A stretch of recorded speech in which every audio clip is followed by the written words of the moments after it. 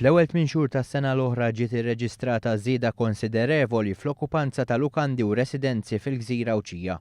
Meta mqabbel mal-istess perjodu tas-sena ta' qabel, l-okkupanza żdiedet b'7%. One News tkellem mal-kap eżekuttiv tal-Assoċjazzjoni Awċija Turiżmu Joe Muscat li b'sodisfazzjon qal li s-sena l għaddiet kienet waħda ferm pożittiva għal Għawdex.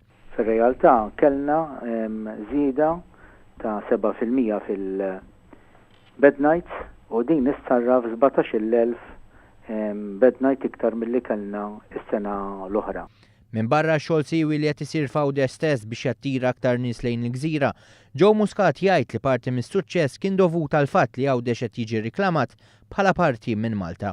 Għawdex bażikament qiegħed ikun irriklamat bħala parti minn Malta, the Maltese Islands, u dina hija xi ħaġa li għamlet id-differenza.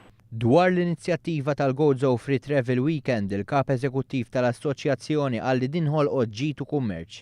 U allura żgur l-istabbilimenti b'mod speċjali l-istabbilimenti tal-catering fil-Gżira Awċija dak il-weekend fejn is-soltu jkun kwiet kien ukoll weekend busy. Intant kienu 74,000 persuna li żaru l-presepju ta' Bethlehem f'Ajnsilem fl-4 ġimgħat li għamel miftuħ għal pubbliku. Fistqarrija l-Ministru għal Għawdex qal il-Gozo Channel ġarret ma' 80,000 persuna u 15,000 fil-vettura aktar mis-sena l-oħra meta ma kienx organizzat Bethlehem f'Ajnsilem. L-impenn tal-Gvern ikompli juri biċ-ċar li verament irid joħloq ix-xogħol f'Għawdex għall-Awċin u jkompli jsaħħaħ l-ekonomija tal-Gżira Awċija.